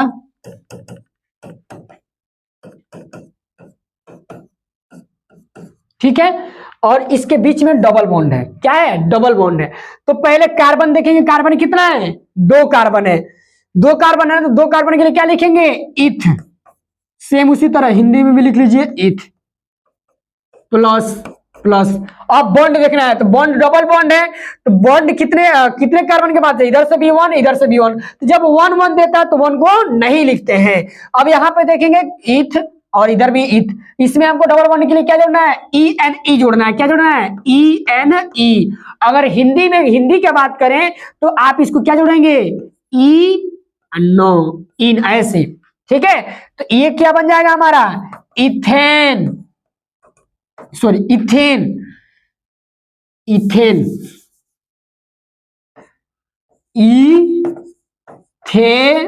इथेन। और ये भी क्या बन जाएगा? इथेन है, इथिन होगा ना, सॉरी इथिन होगा, इथिन। और ये भी क्या होगा हमारा? इथिन। समझ में आ गया? ये आपका बन जाएगा क्या? इथीन। ऐसे करके आपको फिर आगे आना है तो आगे भी वही दे रहा है, एल्काइन के बारे में दे रहा है। क्या दे रहा है? एल्काइन के बारे में ये बता रहा है कि एल्काइन असंतृप्त हाइड्रोकार्बन जिनमें किसी 2 कार्बन के परमाणुओं के बीच त्रिआबंध होते हैं उसे अल्काइन कहा जाता है। क्या कहा जाता है? अल्काइन कहा जाता है। अब देखिए अल्काइन, अल्क प्लस आइन, जैसे आइन कैसे हिंदी में लिखेंगे? आ ई नो, आइन, ऐसे करके, ठीक है। अल्काइन के सामान्य सूत्र जनरल फार्मूला क्या होता है? CnH2n-2 होता है, याद रखिएगा, ठीक है। अब देखिए इसमें क्या होगा, जैसे मान लीजिए यहाँ पे त्रिआबंध दे दिया। क्या दे दिया? त्रिआबंध दे दिया। अब इसका नाम क्या होगा? सेम उसी तरह होगा, इथ प्लस YNE बन जाएगा क्या? इथाइन। इथाइन क्या बन जाएगा? इथाइन। अगर हिंदी की बात करें तो इसमें क्या होगा? ई अथ प्लस आइन। जब इसको दोनों को जोड़ेंगे, तो हमारा क्या बन जाएगा? इथाइन। समझ में आ गया ना? ऐसे करके हमारे क्या होंगे? ये IUPAC नामांकन हो जाएंगे। क्लियर? अब आगे आइए, आगे क्या कर रहा है? द्वितीय अनुलग्न। अब बता रहा है द्वितीय अनुलग्न के बारे में। किसके बारे में? द्वितीय अनुलग्न के बारे में, सेकेंडरी सफिक्स के बारे में। कह रहा है कि यह प्राथमिक अनुलग्न के बाद आता है। यह कार्बनिक यौगिक में उपस्थित क्रियात्मक समूह की जानकारी देता है। यानी जो द्वितीय अनुलग्न आता है वो किसको जानकारी देता है? किसका जानकारी देता है? क्रियात्मक समूह को जानकारी देता है कि कहां क्रियात्मक समूह लगाया गया है, ठीक है।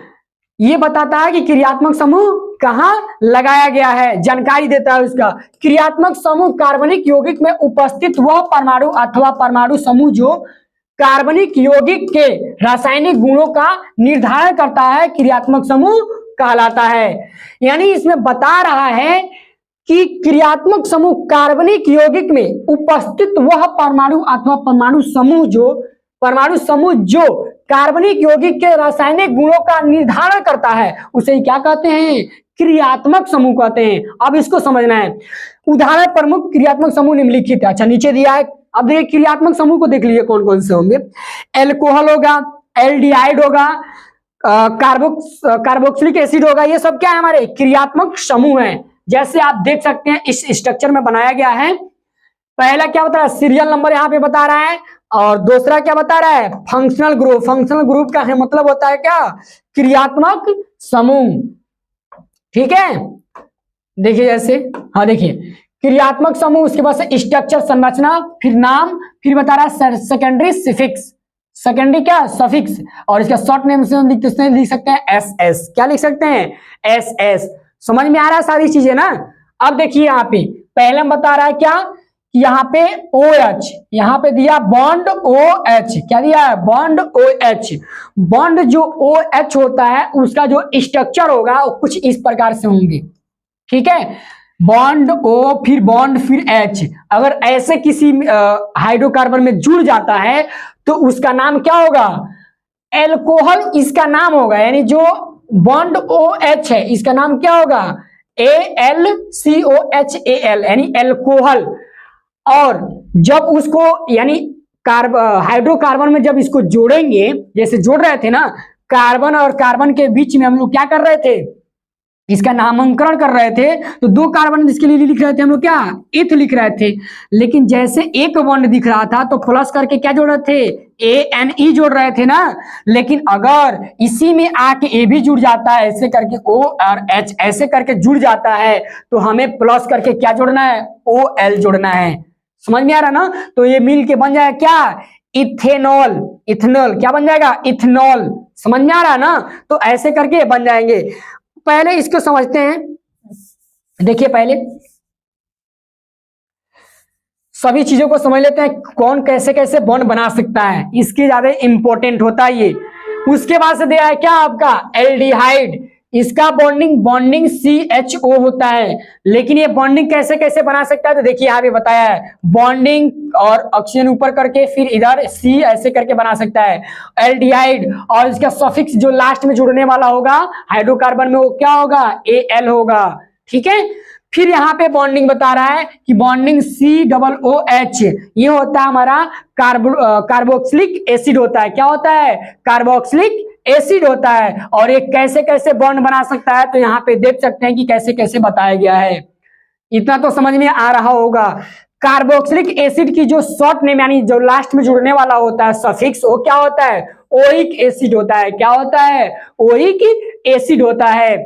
फिर बता रहा है कि यहाँ पे N और H2 अगर ऐसे दे दे, जैसे इसका नाम होता है एमाइन। क्या नाम होता है, एमाइन। और इसका जो स्ट्रक्चर होता है वो कुछ इस प्रकार के होते हैं। क्योंकि आप लोगों को पहले बता चुके हैं कि नाइट्रोजन में कितने बॉन्ड होते हैं, 3 बॉन्ड होते हैं। तो 3 बॉन्ड अपना बनाया है, एक इधर और एक इधर और एक इधर, ठीक है। इसका नाम क्या होता है, एमाइन नाम होता है। और ये जब किसी हाइड्रोकार्बन के लास्ट में या फिर बीच में या फिर शुरू में जुड़ता है तो उसका नाम क्या जोड़ते हैं, ओमाइन लिखते हैं। क्या लिखते हैं, शॉर्ट नेम, उसमें सफिक्स जोड़ने के लिए ओमाइन। फिर आता है आपका बॉन्ड COX, यानी हाइड्रोजन की बातें कर रहा है। अगर ऐसे करके हाइड्रोजन भी जुड़ जाए तो उसका नाम क्या लिखेंगे, इसका नाम क्या है, एसिड हाइलाइड नाम है। इसका नाम क्या है, एसिड हाइलाइड नाम है। जब अगर इसमें दिया क्या है कि इसमें आता है क्या, फ्लोरीन आता है। ये आपका बता चुके हैं हाइड्रोजन में कितने कितने आते हैं, फ्लोरीन आते हैं, क्लोरीन आता है, ब्रोमीन आता है, फिर आयोडीन आता है। ये आपको पता है ना, ये सारे चीज बता चुके हैं। अगर ऐसे जुड़ के, जो X का मतलब है क्या, हाइड्रोजन, यहाँ पे F भी जुड़ सकता है, यानी फ्लोरीन भी जुड़ सकता है, क्लोरीन भी जुड़ सकता है, ब्रोमीन भी जुड़ सकता है और आयोडीन भी जुड़ सकता है। तो अगर जुड़ता है तो उसका नाम क्या होगा, एसिड हाइलाइड होगा। क्या होगा, एसिड हाइलाइड होगा। इसका इसमें सफिक्स नाम बताया है कि अगर बाय द वे इसका अगर जुड़ते हैं तो इसका नाम क्या होगा, ओइक हाइलाइड। क्या होगा, ओइक हाइलाइड। लेकिन अगर फ्लोरीन जुड़ता है तो इसका नाम क्या होगा, ऑयल फ्लोराइड। और इसमें क्लोरीन जुड़ता है तो ऑयल क्लोराइड, ऑयल फ्लोराइड और ऑयल ब्रोमाइड और ऑयल आयोडाइड। ऐसे करके इसका नाम होगा लास्ट में जोड़ने के लिए। अभी ये चीजें आगे पढ़ेंगे और इसमें जोड़ेंगे फिर नामांकन करेंगे, ठीक है। आइए फिर से आगे देखते हैं आगे क्या कर रहा है, एक एक पढ़ते हैं इसमें और फिर समझते हैं। देखिए अब उसको करके सीखते हैं कैसे। जैसे मान लीजिए यहाँ पे ऐसे दे दिया, कार्बन, ये कार्बन, ये कार्बन, ये कार्बन, इधर भी, और इधर हाइड्रोजन, इधर भी हाइड्रोजन और इधर भी हाइड्रोजन और इधर भी हाइड्रोजन और इधर भी हाइड्रोजन और इधर भी हाइड्रोजन।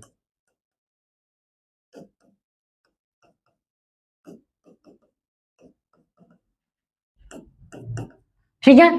अगर हम इसका नाम पूछे आपसे तो नाम क्या बताएंगे, कैसे बताएंगे, आपको पता है ये सब चीजें।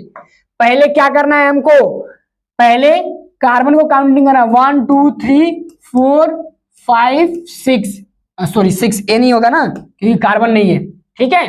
5 कार्बन हो रहा है ना, तो 5 कार्बन के लिए क्या लिखेंगे, पेंट, ठीक है। प्लस अब क्या लिखना है हमें, जोड़ना क्या है इसमें, पहला प्राइमरी सफिक्स क्या इसमें जोड़ना है। प्राइमरी सफिक्स कितने होते हैं, 3 प्रकार के होते हैं, कौन कौन, इन आइन, सॉरी एल्कीन एल्काइन एल्कीन, ठीक है, ये होते हैं। जैसे देखिए हम बताए ना, एन इन, सॉरी एन, फिर हिंदी लिख रहे हैं, अच्छा ठीक है, एन इन आइन, ठीक है, एन इन आइन, यानी एल्केन एल्काइन एल्कीन एल्काइन, इसको बोलेंगे एल्केन, और इसका क्या होगा, एल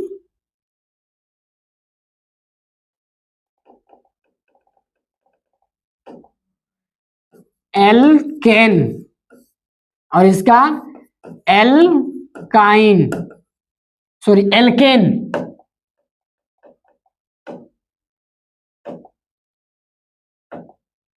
एल्केन, ठीक है, लो है एल्केन, और इसका क्या होगा,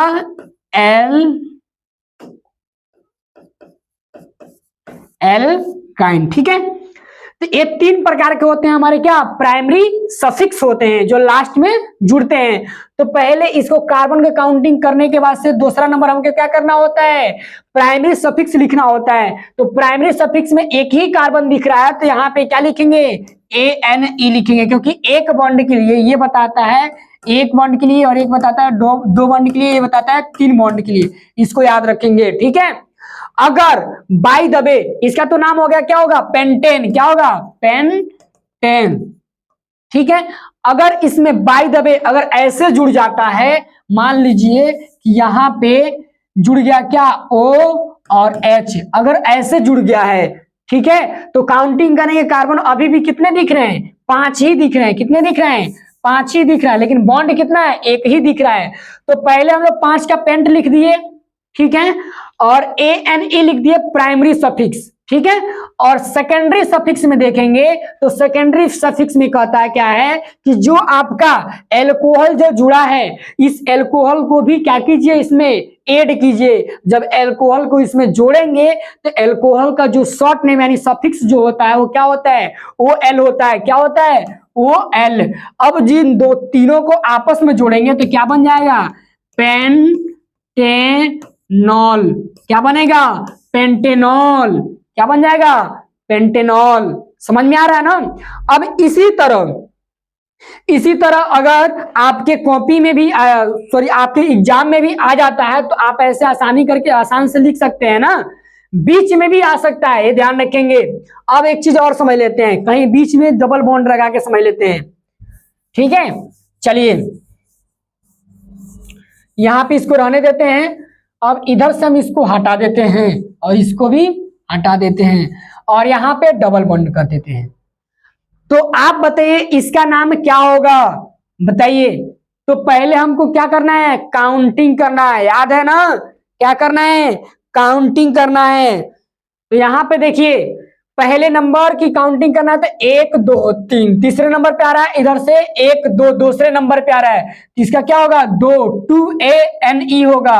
उसके बाद से इधर क्रियात्मक समूह भी है, क्या है हमारा, क्रियात्मक समूह। क्रियात्मक समूह किस पे जुड़ा हुआ है, 5वें नंबर पे जुड़ा हुआ है, कितने नंबर पे, 5वें नंबर पे जुड़ा हुआ है। तो जब 5वें नंबर पे जुड़ा हुआ है तो यहाँ पे लिखेंगे 5, और इसको जब लिखेंगे तो ऐसे लिखेंगे 5 2 पेंटेनॉल।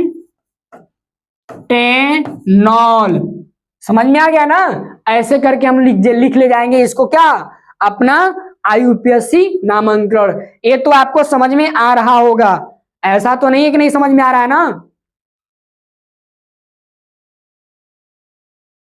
ठीक है, ऐसे बन जाएगा। आई होप आप लोग को समझ में आ गया होगा, ठीक है। हम कुछ वर्क देते हैं, आपको करके आना है, ठीक है ना। चलिए कुछ वर्क दे देते हैं इस पे, आपको घर से करके लाना है, घर बैठे कीजिएगा। पहला दे देते हैं हम,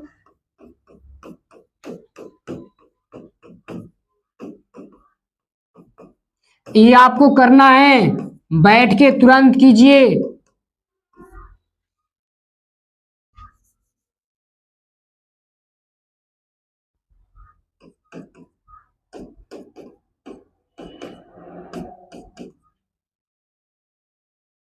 ये पहला हो गया, दूसरा दे रहे हैं,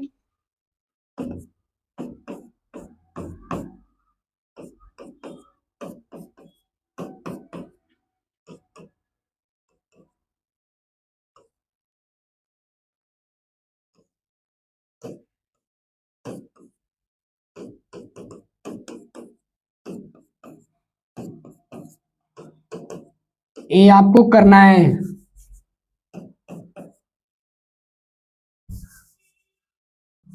ये दूसरा हो गया वर्क। तीसरा दे देते हैं आपको,